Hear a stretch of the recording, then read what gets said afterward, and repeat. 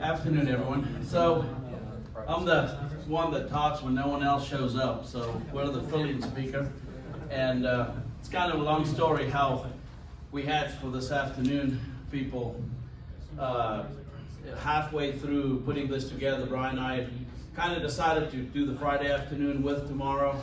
Had a lot of guys that couldn't be here tomorrow, so we wanted them to be here today. And so Dan, you kind of volunteered first, and then the cotton guys that was just on, they were kind of off for a little bit, then came back, so they were on, and Brian's like, well, you can just finish, so I'm here to finish. We just talked about this at No Till on the Plains this week, and upset a few people, so, you know, there's no cans or bottles allowed in the room for that purpose. But stop me anytime you got a question. There's a lot of people in the room that are a lot smarter than I am, and I'll refer to them when the questions come up. They're sitting back there eating and smiling. But anyway, so we'll carry on, and we did some goofy stuff. Some of you know we do a lot of goofy stuff, but we did something last year, did some 5-foot core samples and some soil tests, send them into Ward, get the results back, and got some pretty mind-blowing results and trying to figure out what we're seeing. Again, I'm not an agronomist, so whenever I don't know something, I ask until they answer me. Sometimes they don't want to answer me and they run away, but eventually we find them. So we're going to talk a little bit about foliar biology. So what is a foliar? Most everyone in the room knows. Basically something you put on the leaves instead of in the roots. So you want the plant to be up before you can do that. So anywhere from 2-leaf onwards, tassel, V8, V9, soybeans, R1, it doesn't matter. It depends on your program. When you're putting on a post-emerge, pre-emerge, usually we want a post-emerge because that's when the plants are out. This needs to fit in with your farm, your program. This is not something we're going to change, but we want you to have something in the tank every time you go across the top. That's the bottom line. And we'll kind of explain why. So what is missing? Danny had carbon, I had biology, so I figured I'll just add them both together. Because really, on this chart, both of those have been missing, not just the one or the other. So this chart has been around forever. No one mentions biology, no one mentions carbon, but yet more and more we're seeing people and the effect that both of these can have on yields. So how can we have a foliar increase, or how foliar can help your biology? And we're going to talk a little bit biology, so Jeff, bear with us. Increased photosynthesis, increased exudation, production of plant hormones, or what we call PGRs, and then try and introduce what we call induced systemic resistance, which is basically when that plant becomes self-sustaining in such a way, but it can fight off diseases. You don't need spray fungicide, you don't need spray pesticide, you don't have mites on it, you don't have root beetles. I mean, everything basically disappears because the plant can fight it off. It's not easy, and it's not every year we get it, but Scott can tell you there's some fields every year we don't spray for mites. Certain fields you don't spray for this. There's a reason those fields that specific year don't need it, and so we're trying to capitalize on that and see why. So how do we know it's working? Well, this is the test we did. We did 3 farms up north. The trash farm where the sheep is, that everyone knows right by Shelton's not here, he always wants to spray it. And so we got that farm, and then 2 south that we did 5-foot core samples within RCS, took the samples, analyzed the top foot in 2 different samples, and then went every foot and developed them separately. And these are basically the levels we went 5 feet on all 3 of them. Sent them to Ward, did a soil health assessment test, which is basically what it looks in a hole. We're going to blow it up a little bit to show you what it looks like. So this is the new farm south where we had the sheep, 7.2 pH on the top 6 inches.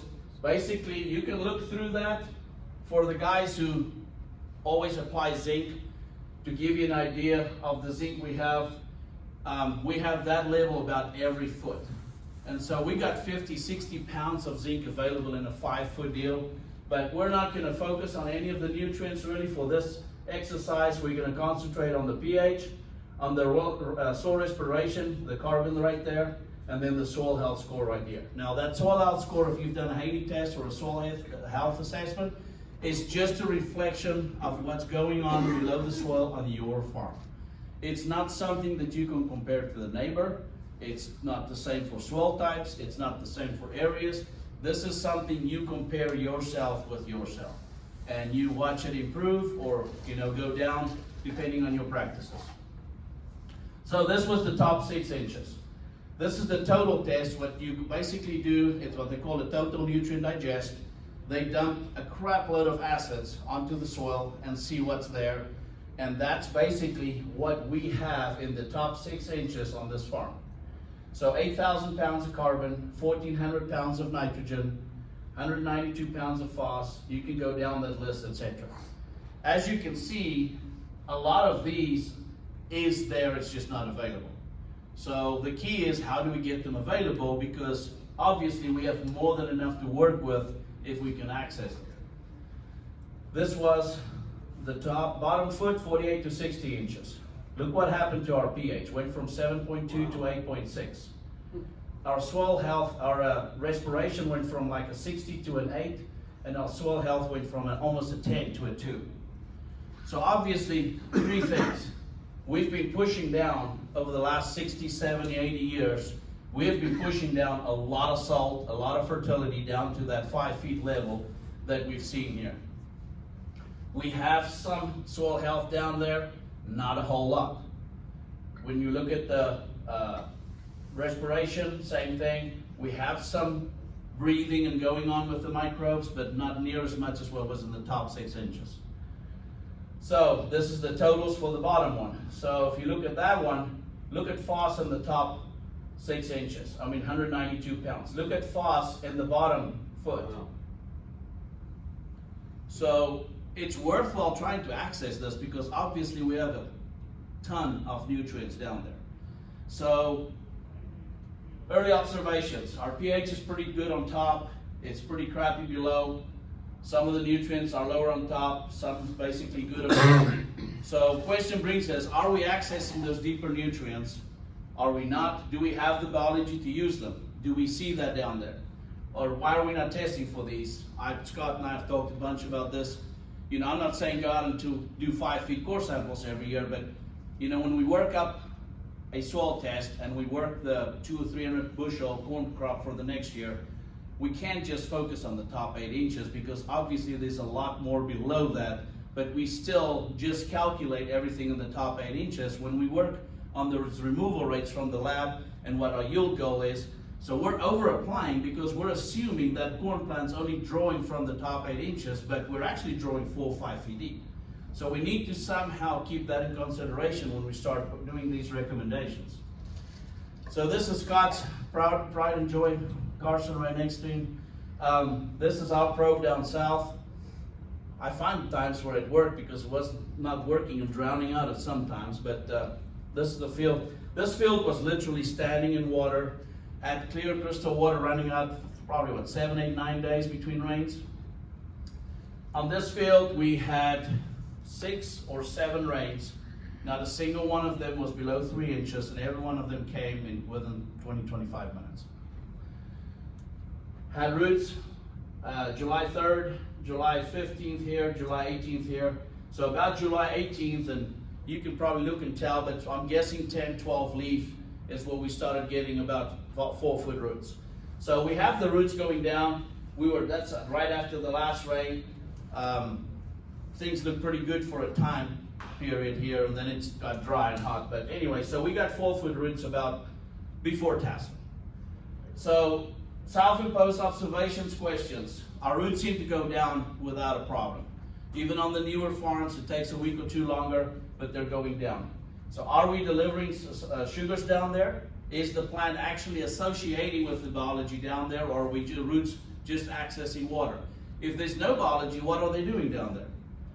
So is our Bio 800 applications traveling down? We use a bio. Is the bio going down or not? What can we do to make it better? How do we improve on that, and what are we learning? So this is what they call a PLFA test. It's a fatty acid test. They basically check for bacterial to fungal ratios. They see how much biomass, how many pounds of carbon, how many pounds of basically organic microorganisms you got down there. So ratio, this is the top 6 inches. We have biomass, 1,200, which is about slightly below average. Our diversity is a 1.5, which is very good. So the top 6 inches, we've got quite a bit of diversity. We even have protozoa down here, which I'm told by Lance Gunderson from Region Lab, when you get below 6 inches, they basically assign a 0 to it to make the math work. So even if it's a fraction, it basically becomes a 0. So there would be some protozoa down deeper, but it's so marginal that they just, on their test, for all math purposes, they assign it a 0. So this is the top 6 inches. The second slide, also top inches. Fungal to bacterial ratio, 0.28. If you look at their graph there, 0.28 is good. A 0.3, I'm told, is a 1-to-1 ratio under a microscope for carbon to bacteria, which is where we want to be all the way down. So this is the 6 to 12 inches, the second sample. You can tell our biomass went down a little bit, our ratio went down a little bit, slightly above average, and the 1,300 slightly basically also below average. You look at the ratio, we took a big hit in 6 to 12 inches. Trying to figure that out why, we don't have an answer yet. So we had quite a good biological in the top 6, but then the bottom 6, or 6 to 12, we kind of took it down. Yes, Scott? Well, okay, so the soil probe, when we get down to the 36 to 48 inch, the amount of water we're pulling is way less. And the probes generally look like you're pulling the same amount, but they really aren't. So my question is, we know we're not pulling water down there. How do we know we're taking nutrients? Or are we getting enough from that to do any good, is what I probably should phrase it. And how do we measure that?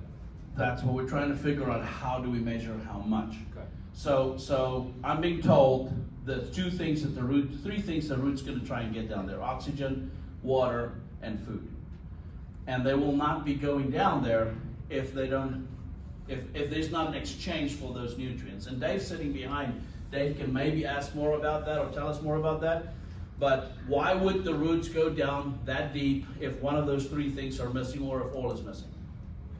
Well, and you see that with alfalfa plants or anything that will go 7 feet down. The plant is exudating, minerals into the soil to build biology and have them produce nutrients for the plant to absorb. That's what it is. So they'll keep going down if they can break up minerals and particles in there. So be right around the rhizobium or the root that goes down, there will be biology because the plants create them. So I guess Scott's question is, how do we know, rephrase that question again on the water deal. I mean, how do we know how much it's taking down? So we can show on the probe that we don't pull much water there. And it's because those root areas get smaller and smaller, but they're canopying out as well. Yeah. But how do we know, is there a chance they're pulling nutrients hard and heavy there or not? I've always said no, they're probably not pulling much there, but they are pulling. So that's what we're trying to figure out with this, because I'll be told if the biology, like if that fungal to bacterial ratio is like that and less and less and less going down, we're probably not associating or pulling anything. We're seeing the opposite. Because it looks like by your test that maybe we've even pushed FOS that deep, which is hard to do. That's kind of where we're getting at, because there's a lot of salts being pushed that deep. So anyway, so this is the 6 to 12 inches. We'll jump after that, we'll go to the bottom, the second bottom one, which would be 3 foot to 4 foot. If you look at the biomass, we went from like 1,300 to 500. So there's a whole lot less microbes down there. Look at our ratio though. Our ratio is still slightly above average. So even though, to Scott's exact point, that's why I don't want to say a whole lot, the point is we have 1,300 basically association, but we only have 500 at 3 to 4 foot. So it kind of answers your question, because yes, we are still drawing down there, but it's a whole lot less. Okay. So that basically showed, because if they were drawing as much from 4 foot as from the top 6 inches, that number would basically be the same as the top. You'd have as much microbe, as much breathing on top as you have on the bottom. So we are seeing a whole lot less, but the index that we're seeing is still really good. And if you look at the next one, we're 0.24, which we're still slightly above average for the fungal bacterial ratio. Which anytime you're going to have that close to 1-to-1 ratio, you are going to be associating, you are going to be drawing nutrients that deep. This is the bottom one. This is 5 feet deep. So 5 feet deep, you look at the biomass, we went from 500 to 300, so even less biomass down there. Look at the index at 1.3, we're still, average to slightly above average. This is where the surprise came in though, that Lance and I discussed at No Till on the Plains this week. Look at the very, very bottom sample on the fungal bacterial ratio. We're above 0.35, like we're in the highest index you can be for fungal bacterial ratio, and this is 5 feet deep. So basically, are we associating that deep? Absolutely. We're seeing the fungi activity down there to show that, but it's a fraction of the population on top. So what can we do to stimulate that? And we kind of stumbled onto this. This wasn't the target when we started with this, but this is what the observations we're seeing now. So how do we get our biology to work for us that deep? We've been trying to put photosynthesis in turbo mode, exudation, same, strive for balance. And notice not the moron. I joke about Scott all the time, but we're not trying to put just more on of something. We're trying to put a balance of a lot of things on. So increasing biology, basically trying to increase photosynthesis. That way you get more exudation. And then the exudates attract beneficial microbes that form symbiotic relationships with the plant, which basically leads to induced systemic resistance. Leaf size matters. Graeme Sage, one of the guys who told us about plant size, leaf size, and leaf size can basically impact your yield, impact your photosynthesis. You got higher exudation with it, and you got more sugars going down and more basically defense above ground even in the phytosphere, which is this part of the cut. So not only do you have more activity there, but you have more activity on top if you have more photosynthesis. So GMO crops. I have no problem with this crowd on GMO crops, but when I'm in Wichita and I'm in front of 450 people, of which 400 is anti-GMO, it's a question that comes up, because we're the standalone people in the room talking about GMO. So we're seeing all these benefits with biology with GMO crops. So, see Danny smiling, I had this conversation, but there is no way that biology is going to associate with the GMO crops if there's zero association. So we all know that the word is out there that our GMO crops are less associated with biology and less attracted. Well, we're trying to show that if you have a healthy environment for a GMO plant, that GMO plant is still going to associate with the healthy soil.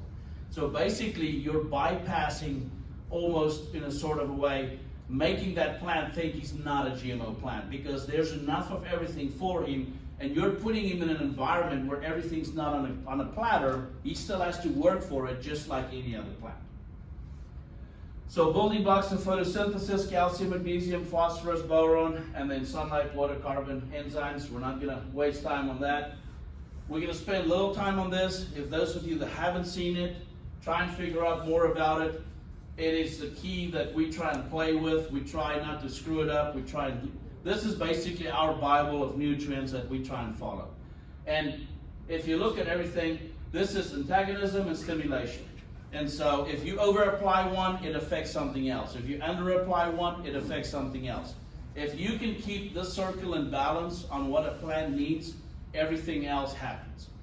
You don't have diseases, you have growth, you don't have deficiencies, you don't have to spray mites. There's a lot of things that happens when this all is basically in balance. All roads lead to Rome. Calcium.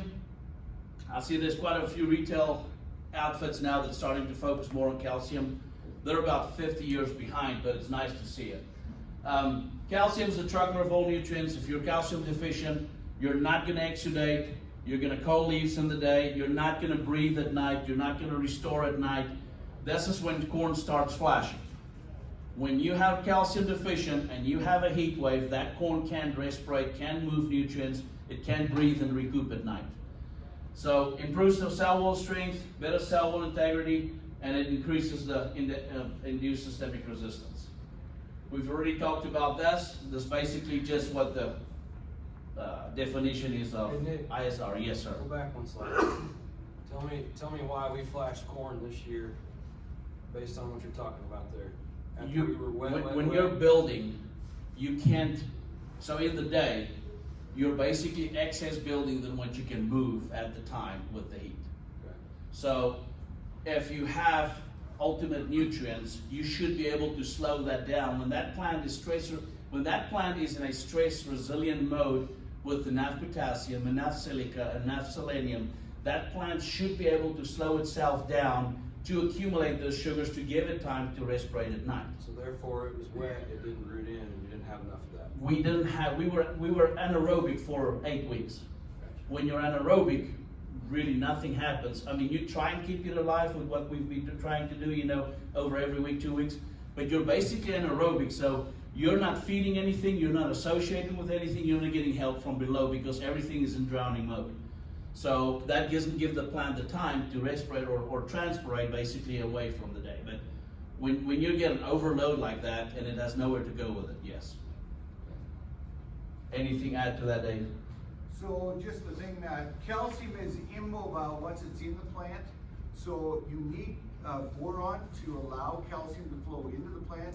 Calcium then, as a trucker of all nutrients, will bring other minerals with it. But once calcium is in the plant, it's immobile, so it'll stay there. But you need to make sure that your association with calcium and boron is there because the boron will allow We'll it to get to flow. the boron here in a second, but Okay. yes. Okay. So magnesium, chlorophyll, pigment, gives plant the green color, more chlorophyll, increased photosynthetic activity. Magnesium also helps plants to plant resilient, a little bit of the drought and heat. Essential for activation of enzymes involved in phosphorus metabolism.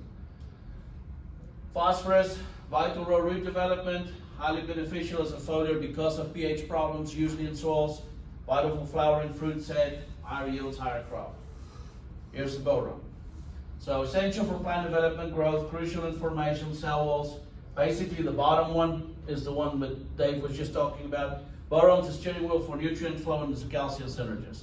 And that's the one that if you don't have boron, you're not going to have that exudation. You're not going to have that shut off and breathing at night basically. Helps plants to regulate water uptake and usage, which is again associated with the calcium. Yes, Dave? Just a key on boron, and a lot of people will apply a little bit at planting or in furrow, but boron it's the most leachable micronutrient. It'll go down, so you need to associate some humic acid with boron, but putting it in as a foliar pre-flowering is your most efficient way to use boron. Not in furrow, unless your organic matter is above 5, you cannot hold on to boron. So, What about if you are putting it with fulvic in furrow and at 5-leaf? well, then you're holding on to it because the fulvic is your chelator, like Danny shared earlier. Okay. Nitrogen is one I always joke about the moron nutrient because it's the one we always put too much of. So one of the fastest to respond nutrients, I think Joel's told us, 2-3 hours on rye to get it onto the roots. Highly effective in alkaline waterlogged soils. Scott, maybe what we should have done, more on, put more nitrogen on this year. Sure. So, quick aid to help with overall health and vigor. According to Graeme Sake, this is kind of interesting thing. This is soil, not in foliar, but for every N that you over apply, you're burning 100 pounds of organic matter when it's in the soil. So one of the reasons we try and spoon feed, I know there's a lot of guys in the room that does a lot of spoon feeding. This is why you're seeing the benefits. Every time you over apply, it takes down your organic matter. Nickel and urea, I kind of forgot about this one until Russell started mentioning it, again 2-3 years ago when we had Russell here last year for the guys who know, but Russell started putting in nickel, soy and soybeans, and started adding it in the program with corn. This is the reason why. It's a catalyst, increasing the rate of reaction, lowering the activation energy, making the reaction proceed more quickly and efficiently, so basically making the nitrogen more effective. Facilitates the enzyme urease, which Dave's going to explain tomorrow probably for us, which catalyzes the hydrolysis of the urea into ammonium. Joel, if those of you that were yesterday, Joel explained that middle deal in probably 20-30 minutes, spend time on it. Bottom one, reduces nitrogen losses through volatilization, increasing availability. Sulfur, key component in production of amino acids, essential for the formation of new plant tissue. Who didn't have hail this year? I wasn't going to ask who had hail because the whole room had hail. So hail last year, basically sulfur, have it in with your fungicide, have it in on the micro that you do. Not only is it a fungicide, but it also is key for having new tissue leaf, having new leaves coming out. Also increasing photosynthesis due to the role that sulfur plays in chlorophyll. Bottom one we've already talked about. Potassium, essential for water regulation, enzyme activation, photosynthesis. Highly effective as a foliar to reduce stress. The Corn Belt this year were very potassium deficient. They obviously haven't heard of soy sauce. I don't know, it's Danny. So you need to do a more better job in the Midwest on soy sauce. But anyway, key nutrient regulating water uptake, improves the quality of the fruit. Basically why we put it on late for the ears of the corn. Manganese, also photosynthesis, activating antioxidant enzymes, helps plant withstand environmental stresses like heat, drought, disease. Also responsible for one more process. Want to talk about that? Manganese? Me? You don't? Oh, yes. Roundup. Yeah, see, a couple of things. Manganese is called your element of life, and it's critical for reproduction of seed. And also when you're spraying Roundup, for example, a herbicide, the biggest thing that it decreases is the manganese in the plant. So that's where you see your yellowing of the plant is the drop of the manganese. So you need that to go steady.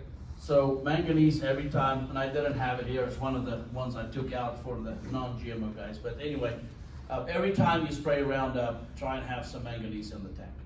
It just increased the effectiveness of that plant recovering, basically for the metabolism of that Roundup through the plant. Zinc, most common foliar to bypass soil issues, crucial enzyme activation, better fruit set. Molybdenum, top one, Joel hammered on yesterday quite a bit. Instrumental in the conversion of inorganic nitrogen to organic compounds, aiding in the synthesis of proteins and enzymes. He talked about amino acids with that. Those two are kind of key. And so molybdenum, moly, something you want to have all the time.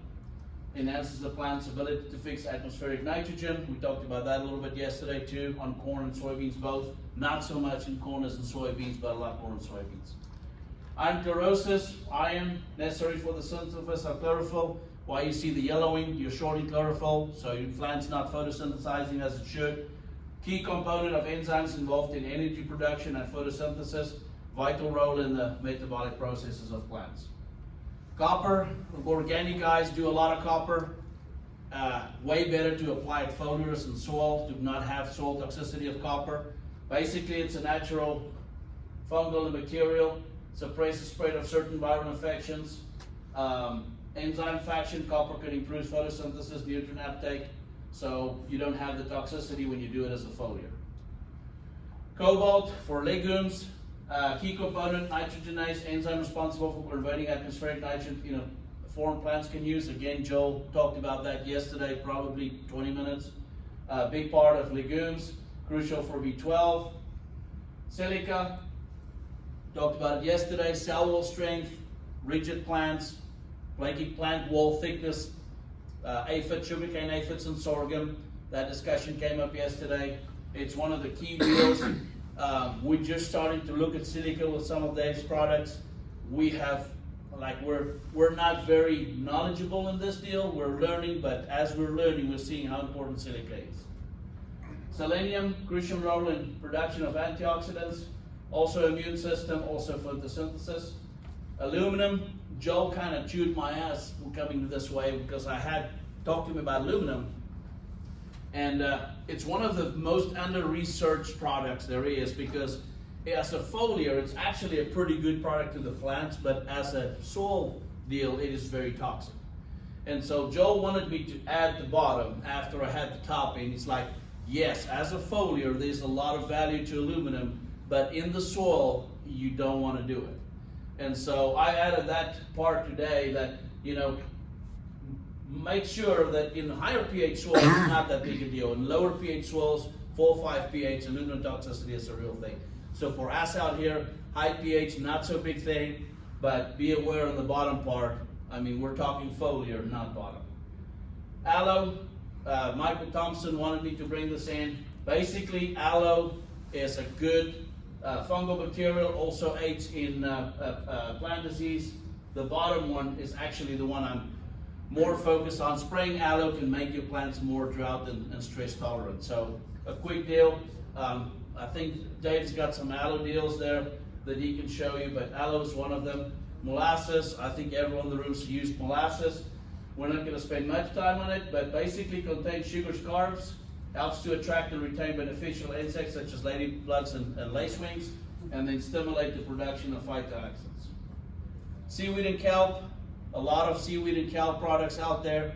333, most of them contains cytokinins, auxins, gibberellic acid. It's a natural PGR in most products.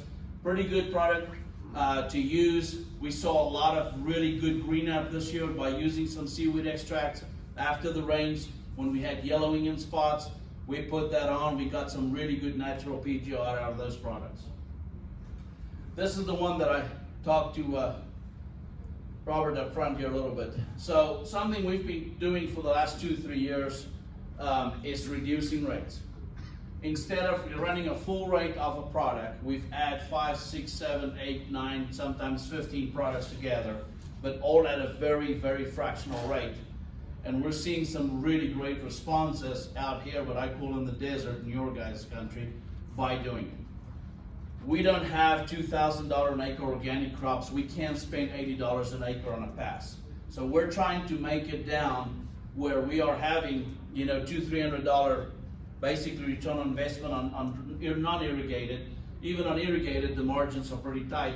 So we've been playing with what I call the multivitamin effect. When you take a multivitamin every morning, the percentage of the stuff that's in it is like 10, 15, 20% of the daily what you need, expecting your body to do the rest.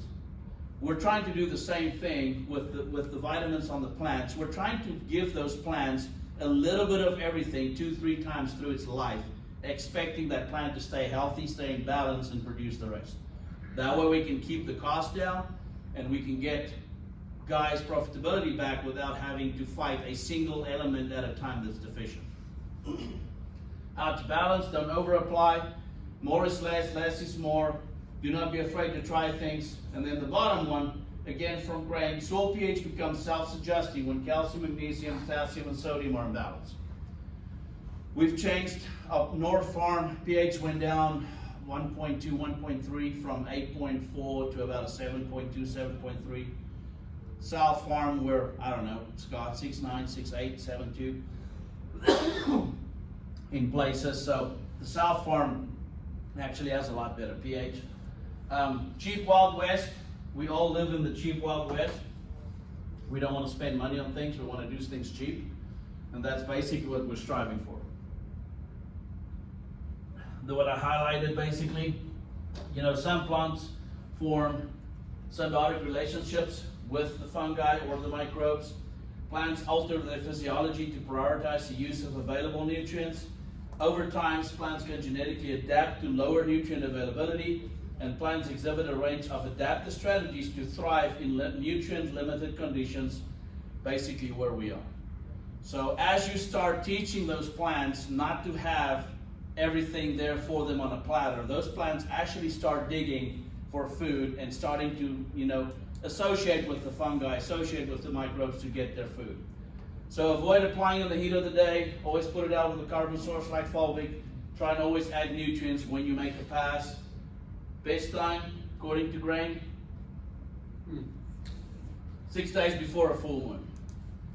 Sometimes if it's cloudy for 12 days, I guess we don't know when the full moon is, but you're going to try and do that anyway. Worst time, 6 days before the new moon, and that's it. So if there's any questions, ask Dave. I'm going to leave now. So.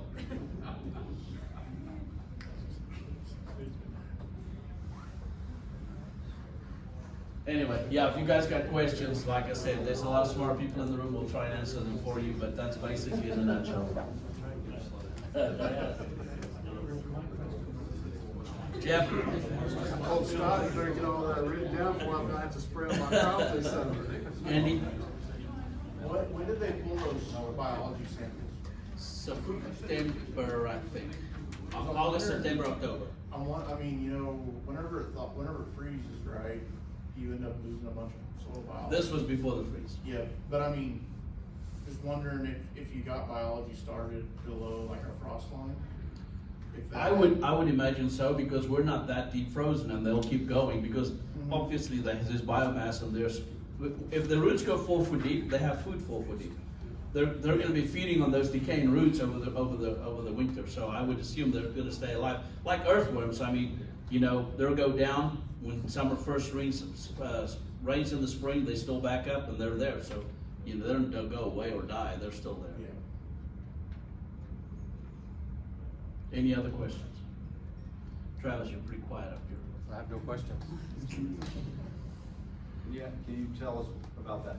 Why the moon, to do those at a certain time? I have no idea. That's what Greg told us. Dave, you got anything on the 6 days before full moon? It has to do with, the same as you know that how tides work, has to do with the energy and the breathing of the earth, that's when the plants are more susceptible to take in things.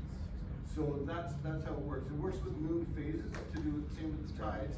The plants then are able to absorb during that time. They say especially in orchards, and I deal with a lot of orchards, and most of the guys already know that.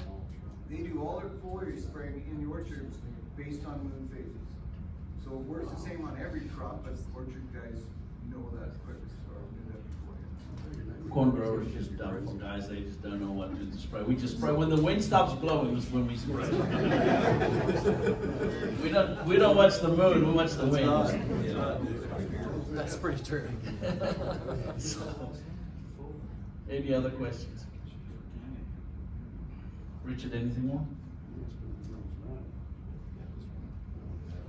Guys, thank you. We're gonna be here inside. The guys are gonna be inside. I think Brian went to get us a few beers. So for those guys who want to drink water, there's water in the back. For those who want to have a beer, I think Brian's back with some beer.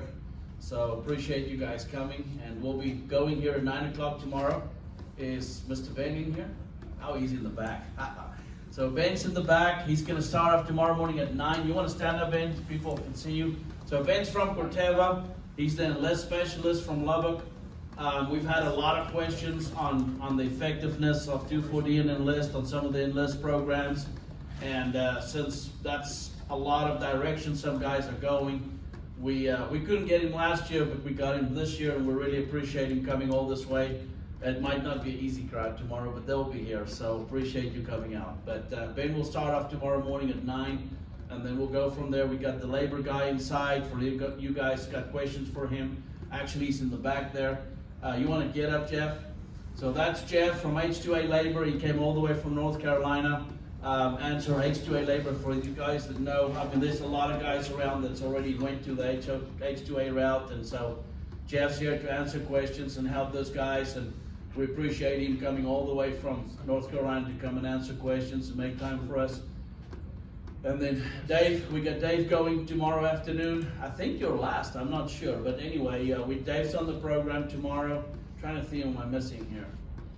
I don't have the program in front of me. But we got a full day tomorrow, so guys are gonna be here. Everyone inside is gonna be here. We'll have lunch tomorrow. Oklahoma Smoke, actually Billy's is gonna bring us lunch tomorrow here. And then tomorrow night, obviously, 5 o'clock tomorrow afternoon, we're gonna shut down here. We're gonna go over to the Liberal Event Center at the Marriott in the Hampton. And Mr. Bledsoe should be here tonight, but he'll be here tomorrow morning. And he's gonna tell us all about this nice weather and fog that we're having right now, and what can we expect after that. Hopefully not the whole summer full of hail again, but so he'll be here tomorrow. Tomorrow at 5, we're gonna move over to the event center, and then we'll have cocktail hour sponsored by At-Risk Advisors. Are they inside the room tonight? They're over by the booth, but they're sponsoring tomorrow night. And then after that, we'll have supper, which Brian Bledsoe sponsors, and then we'll have his breakout speaking deal at 7. Another deal, tomorrow's lunch is sponsored by Keating. They're in the corner here in the building. Just go by and tell them thank you for tomorrow for the lunch. The lunch tomorrow will be by them, sponsored by them. So we appreciate everyone here and appreciate all the contributions that can make this and put this together. So thank you guys. A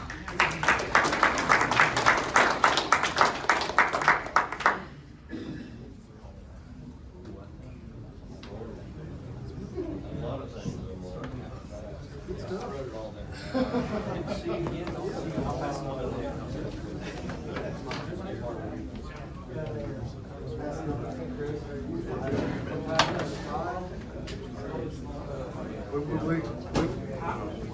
Thank you.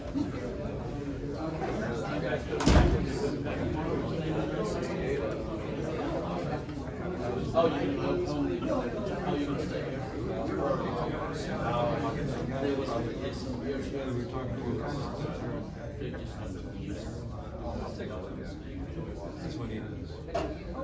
Thank you.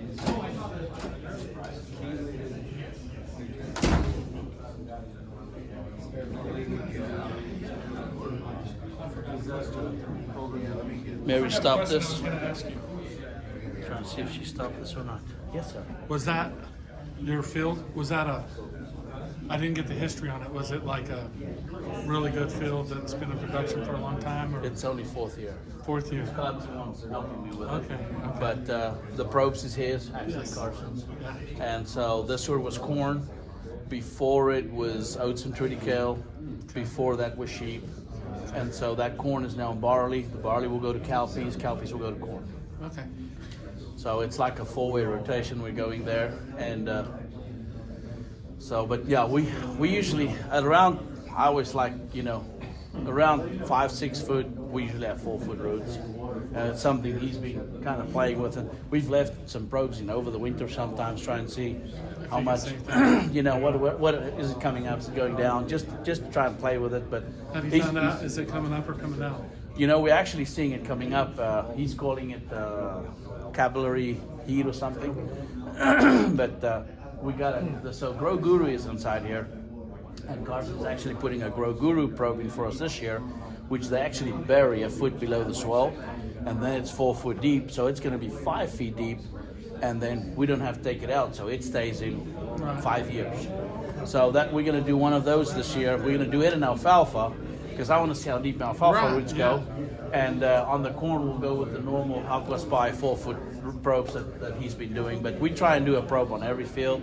It's just been so much for us, because you can see every pass, how deep you're getting, where you're getting, and how it's drawing. So I have a couple growers that do it.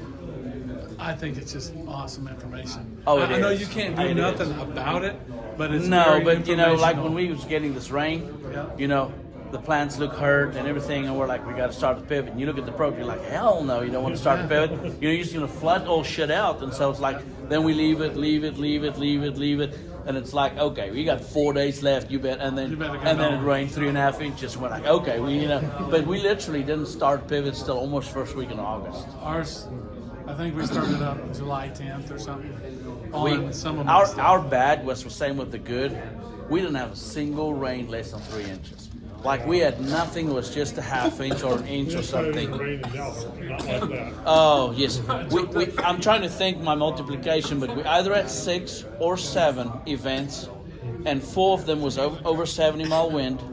4 of them had hail in it, and then every one of them was 3 inches plus. I choked when he said 3 inches. Oh Rain, shit! rain. It's We got 14 inches. About all 2 within- weeks. Yeah, all yeah, within 2 weeks. from the 3rd of May till I think the 18th of July, Yep. we had 22 inches down there, and then September we had nothing, and then Yep. September 4-5 we had like 3 inches, and then December we had 4 inches, and it's like if I calculate that's 22, 25, that's almost 30 inches we had last year, which is more than the previous 5 together. Plus 2, yeah. So we didn't get any rain after that. First And week of like June. right now, First week of June. it shut off. Bledsoe's been telling us, and he'll tell us the whole story tomorrow night, but he's been telling us, you better get done what you want to get done before June, because after June we're back to being a desert. And so we've been trying to make plans, and everyone we deal with is like plan as short as season as possible, as early as possible, and try and capitalize on whatever is available and then be done. And plant what's not the wheat, plant it to corn or milo, because there's not going to be wheat acres next fall kind of deal. He's setting us up for another 2020 fall or 21 fall where we just stop in August and there's nothing kind of deal. And so we'll see what he says tomorrow night. I don't want to, be a That scares spoiler, me. but that's kind of where he's headed to. But I'm going home now. No, you got to stay for the good stuff. So But that's what he's been saying, so I guess we'll see. But thank you guys for coming. Oh, let me get that. Nick, I love that presentation, brother. Thank you, Wade. Good job. I hope I answered some questions for you. Hope I got 20 more questions for you. Oh, yeah, I kind of do. What kind of cover crops? You notice I did not talk about cover crop. Yep. It's an evil word here, so I walk away from it. Yep. Well, what kind of things are you using? Depends on when and where and what. So for what purpose, behind what crop, I mean, that's what determines it. You like the tillage? I do before October 1st, and I'll use it again in the spring. But after between October 1st and March 1st, I don't use much. I'll switch to right. Right turnip mix, but right will make it through the week. And then obviously, if it's in the summer behind wheat, kill the volunteer, keep it clean. Don't plant behind the combine because the pig weeds will eat your shit up. And so, be patient, kill the volunteer. Then last week July, first week in August, if you get a rain on dry land, plant that cover. If you don't get a rain, just chill. Don't go out and dust shit. So NRCS recommends that and it just pisses me off because all you get is blowing. You just turn shit loose and it starts blowing. So, but if you can get anywhere till the 1st of September, so basically from the last week in July till the 1st of September, you can still put sorghum out. I mean, you can still put radish, sunhip, sorghum, cowpeas. It's the cheapest bang for them. You put that out and then let it freeze out. Walk away from it. If the rape is in there, it'll survive. If there's some veg in there, it'll survive. No problem.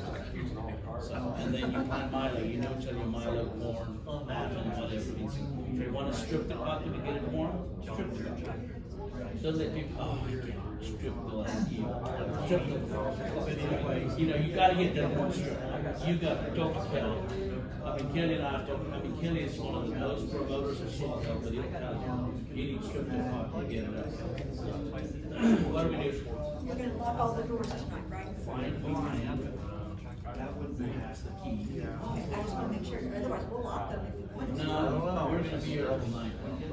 So we got the sheriff's coming. So Right, and you'll leave everything unlocked. I will just leave everything unlocked before we leave. We will lock like last night. We'll lock everything. And I'm sure he's still got it.